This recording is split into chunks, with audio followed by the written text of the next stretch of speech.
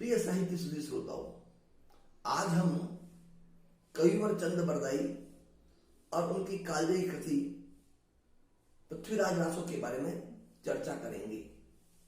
चंद बरदाई हिंदी के प्रथम महाकवि माने जाते हैं और इनका पृथ्वीराज रासो हिंदी का प्रथम महाकाव्य है।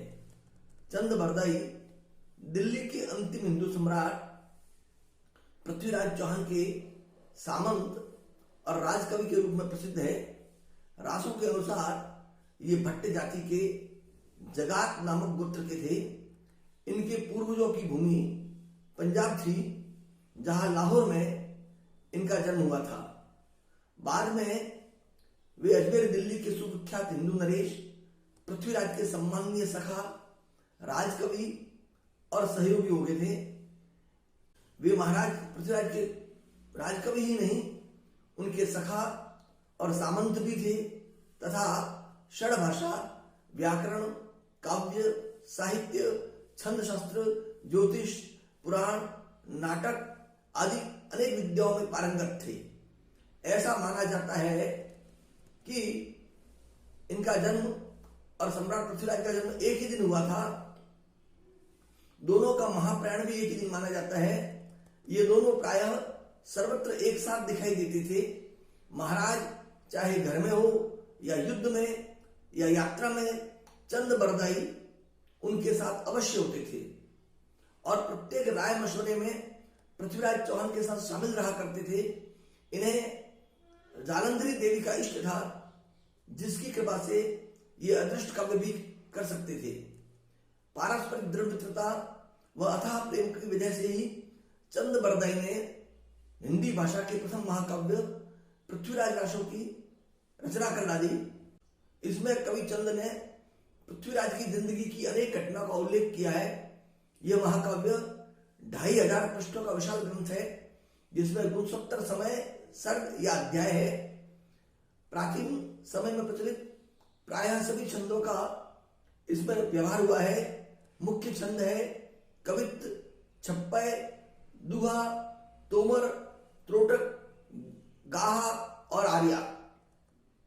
जैसे कादंबरी के संबंध में प्रसिद्ध है कि उसका पिछला भाग बाण भट्ट के पुत्र ने पूरा किया है, वैसे ही पृथ्वीराज रासो के बारे में भी यह लोक धारणा है कि इसके पिछले भाग को चंद के पुत्र जल्हन ने पूर्ण किया। रासो के अनुसार जब शहाबुद्दीन गौरी पृथ्वीराज को कैद करके गजनी ले गया, तब कुछ दिनों पीछे चंद भी वहीं गए। जाते समय कवि ने अपने पुत्र जल्हन को रासो की पुस्तक देकर उसे पूर्ण करने का संकेत किया। जल्हन के हाथ में रासो को सौंपे जाने और उसके पूरे किए जाने का उल्लेख रासो में है। पुस्तक जल्हन हथ दे चली गज्जन नृपकाज, रघुनाथ चरित हनुमंत भूप भोज उदरी अजमी, पृथ्वीराज सुजस कवि चंद नंद उदरियतिनी। रासो की रचना महाराज पृथ्वीराज के युद्ध वर्णन के लिए हुई है। इसमें उनकी वीरतापूर्ण युद्धों और प्रेम प्रसंगों का कथन है, अतः इसमें वीर और श्रृंगार दो ही रस है। चंद बरदाई ने इस ग्रंथ की रचना प्रत्यक्षदर्शी की भांति की है, लेकिन कतिपय समीक्षकों का मानना है कि इस रचना को पूर्ण करने वाला कोई अज्ञात कवि है, जो चंद और पृथ्वीराज के अंतिम क्षण का वर्णन कर इस रचना को पूर्ण करता है। इस रचना की सबसे पुरानी प्रति बीकानेर के राजकीय पुस्तकालय में मिली है। कुल 3 प्रतियां हैं। रचना के अंत में पृथ्वीराज द्वारा शब्द भेदी बाण चलाकर गौरी को मारने की बात भी कही गई है। उनके काव्य में चरित्र चित्रण के साथ वीर रस और श्रृंगार रस का मोह समन्वय है। पृथ्वीराज रासो की कथा संक्षेप में इस प्रकार है। पृथ्वीराज के समकालीन कन्नौज के राजा जयचंद ने राजसूय यज्ञ व इस अवसर पर अपनी कन्या संयोगिता का स्वयंवर भी करने का निश्चय किया। राजसूय में उसने दूर दूर तक के राजाओं व पृथ्वीराज चौहान को भी सम्मिलित होने के लिए आमंत्रित किया। पृथ्वीराज चौहान व उसके सामंतों को यह बात अखरी कि कई शक्तिशाली राजाओं के होते हुए भी कोई एक राजा राजसूय यज्ञ करे। पृथ्वीराज ने जयचंद का निमंत्रण अस्वीकार कर दिया। जयचंद ने इसकी परवाह न करते हुए राजसूय यज्ञ करना तय कर यज्ञ मंडप के द्वार पर द्वारपाल के रूप में पृथ्वीराज की प्रतिमा स्थापित कर दी। पृथ्वीराज चौहान इसे अपना अपमान समझकर रुष्ट हुआ। इसी बीच उसे यह भी विदित हुआ कि पिता के वचनों की उपेक्षा कर जयचंद की कन्या संयोगिता ने पृथ्वीराज को ही पति रूप में वर्ण करने का संकल्प किया है और जयचंद ने इस पर क्रुद्ध होकर उसे अलग गंगा तट पर स्थित एक आवास में भिजवा दिया है। इस घटनाक्रम से व्यथित चौहान राजधानी के बाहर आखेट में अपना समय बिता रहा था कि उसकी अनुपस्थिति का लाभ उठाकर उसका मंत्री केवास उसके कर्नाटी दासी से अनुचित संबंध बनाकर एक दिन रात को उसके कक्ष में प्रविष्ट हो गया। यह बात ज्ञात होने पर पटरानी ने पृथ्वीराज को बुलवा भेजा। उक्त दासी के कक्ष में केवास को दिखाया। पृथ्वीराज ने रात्रि के अंधकार में ही उन्हें लक्ष्य करके बाण छोड़े। पहला बाण तो चूक गया, किंतु दूसरे बाण के लगते ही केवास धराशायी हो गया। रातों रात दोनों को एक गड्ढे में गड़वा कर पृथ्वीराज आखिर पर चला गया। दूसरे दिन राजधानी को लौटा। केवास की स्त्री ने चंद से अपने मृत पति का शव दिलाने की प्रार्थना की तो चंद ने पृथ्वीराज से निवेदन किया। पृथ्वीराज ने चंद का यह अनुरोध इस शर्त पर स्वीकार किया कि वह उसे अपने साथ ले जाकर कन्नौज दिखाएगा। केवास का शव लेकर उसकी विधवा सती हो गई। पृथ्वीराज चंद के साथ थवाई तांबुल पात्र वाहक के वेश में 100 वीर राजपूत सैनिकों को साथ लेकर कन्नौज गया। जयचंद ने कवि का बहुत सत्कार किया और उससे पृथ्वीराज के वय रूप आदि के संबंध में पूछा। चंद द्वारा प्रस्तुत विवरण से अनुचर थवाई की तुलना कर जयचंद कुछ सशंकित हुआ।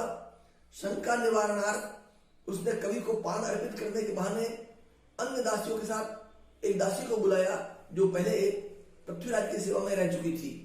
दासी ने पृथ्वीराज को थवाइत्य के वेश में देखकर सिर ढक लिया, किंतु चंद पृथ्वीराज का अभिन्न सखा है, इसलिए दासी ने उसे देखकर सिर ढक लिया। यह कहकर बात शांत कर दी गई। किंतु जयचंद दूसरे दिन प्रातः जब चंद के डेरे पर उससे मिलने गया, थवाइत्य को राज सिंहासन पर बैठा देखकर उसे पुनः शंका हुई। चंद ने बहाना बना करके उसकी शंका का निवारण करना चाहा और थवाइत्य से उसे पान अर्पित करने को कहा। पान देते हुए पृथ्वीराज की वक्र दृष्टि से जयचंद को भलीभांति निश्चय हो गया कि यह स्वयं पृथ्वीराज है और उसने पृथ्वीराज का सामना करने का आदेश निकाला। इधर पृथ्वीराज कन्नौज नगर की परिक्रमा के लिए निकला। जब वह गंगा में मछलियों को मोती चुगा रहा था, संयोगिता ने एक दासी को उसे पहचानने तथा उसके पृथ्वीराज होने पर अपना संयोगिता का प्रेम निवेदन करने के लिए भेजा। दासी ने उसे पहचान कर संयोगिता का प्रणय निवेदन किया। तदनंतर दोनों का मिलन व पाणी ग्रहण हुआ। उस समय वह वहां से चला आया, किंतु सामंतों के कहने पर वह पुनः जाकर संयोगिता को साथ लेवा लाया। जब उसने इस प्रकार संयोगिता का अपहरण किया, दोनों पक्षों में संघर्ष प्रारंभ हो गया। पृथ्वीराज की अनेक योद्धा मारे जाने पर सामंतों ने उसे युद्ध की विधा बदलने की सलाह दी। उन्होंने सुझाया कि वह संयोगिता को लेकर दिल्ली की ओर बढ़े और वे जयचंद की सेना को तब तक रोकते रहेंगे जब तक वह संयोगिता को लेकर दिल्ली न पहुंच जाए। पृथ्वीराज संयोगिता को लेकर दिल्ली चला गया। जयचंद अपनी सेना के साथ कन्नौज लौट गया। दिल्ली पहुंचकर पृथ्वीराज संयोगिता के साथ विलास मग्न हो गया। 6 महीने तक आवास से बाहर निकला ही नहीं, जिसके परिणामस्वरूप उसके बंधु बांधव तथा लोक में उसके प्रति असंतोष उत्पन्न हो गया। प्रजा ने राजगुरु से कष्ट का निवेदन किया तो राजगुरु चंद को लेकर संयोगिता के आवास पर गया। दोनों ने मिलकर पृथ्वीराज को गौरी की आक्रमण की सूची का पत्रिका भेजी और संदेश वाहिका दासी से कहना भेजा, गौरी रक्त तो अधरा तू गौरी अनुरत। राजा की विलास निद्रा भंग हुई और वह संयोगिता से विदा होकर युद्ध के लिए निकल पड़ा। शहाबुद्दीन गौरी इस बार बड़ी भारी सेना लेकर आया हुआ था। पृथ्वीराज के अनेक शूर योद्धा और सामंत कन्नौज युद्ध में ही मारे जा चुके थे। परिणामतः पृथ्वीराज की सेना रणक्षेत्र से लौट पड़ी और शहाबुद्दीन विजयी हुआ। पृथ्वीराज बंदी बनाकर गजनी ले जाया गया। वहां पर शहाबुद्दीन ने गर्म सलाखों से उसकी आंखें निकलवा ली। जब चंद को पृथ्वीराज के कष्टों का समाचार मिला, वह गजनी अपने मित्र तथा स्वामी के उद्धार के लिए अवधूत के वेश में चल पड़ा। वह शहाबुद्दीन से मिला। वहां जाने का कारण पूछने पर उसने बताया कि अब वह बद्रिकाश्रम जाकर तप करना चाहता था, किंतु उसके जी में एक साध शेष थी, इसलिए वह नहीं गया। पृथ्वीराज ने उससे कहा था कि वह सिंगिनी के द्वारा बिना फल वाले बाण से ही 7 घड़ियालों को एक साथ भेज सकता था। उसका यह कौशल वह नहीं देख सकता था और अब देखकर अपनी साथ पूरी करना चाहता था। गौरी ने कहा कि वह तो अंधा किया जा चुका है। चंद ने कहा कि वह फिर भी वैसा ही समाधान कर सकता है। शहाबुद्दीन ने उसकी यह मांग स्वीकार कर ली और तत्संबंधी सारा आयोजन कराया। चंद के प्रोत्साहन करने पर जीवन से निराश पृथ्वीराज ने भी अपना समाधान कुशल दिखाने के बहाने शत्रु के वध करने का उसका आग्रह स्वीकार कर लिया। पृथ्वीराज से स्वीकृति लेकर चंद शहाबुद्दीन के पास गया और कहा कि वह लक्ष्यभेद तभी करने को तैयार हुआ है जब वह शहाबुद्दीन स्वयं अपने मुख से उसे 3 बार लक्ष्यभेद करने का आह्वान करे। शहाबुद्दीन ने इसे भी स्वीकार कर लिया। शाह ने 2 फरमान दिए, फिर तीसरा उसने जो ही दिया पृथ्वीराज के बाण से विद्ध होकर वह धराशायी हुआ। पृथ्वीराज का भी अंत हुआ। देवताओं ने उस पर पुष्प वृष्टि की और पृथ्वी ने म्लेच्छ गौरी से त्राण पाकर हर्ष प्रकट किया। इस प्रकार पृथ्वीराज रासो की कथा समाप्त होती है। गौरी के वध के संबंध में यह लोक धारणा भी प्रचलित है कि शब्द पेदी बाण प्रदर्शन के दिन चंद बरदाई को भी गौरी ने अपने समीपी मंच पर बिठाया। अंधे कैदी पृथ्वीराज को मैदान में लाया गया एवं उनसे अपनी कला का प्रदर्शन करने को कहा गया। पृथ्वीराज के द्वारा जैसे ही घंटे के ऊपर बाण चलाया गया, गौरी के मुंह से अकस्मात ही वाह वाह शब्द निकल पड़ा।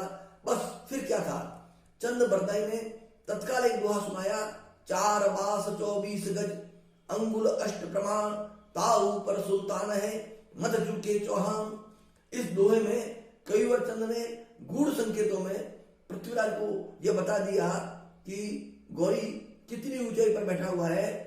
बरदाई कृत यह दोहा सुनकर पृथ्वीराज ने अनुमान लगाकर अपना बाण चलाया और गौरी का वध कर लिया। प्रिय साहित्य सुधी श्रोताओं, इस प्रकार चंद बरदाई की कृति पृथ्वीराज रासो बहुत लोकप्रिय है। यह एक अद्भुत महाकाव्य है। कवि चंद और उसकी कृति का विशेष अध्ययन आप करें और इसे समझने की कोशिश करें। धन्यवाद।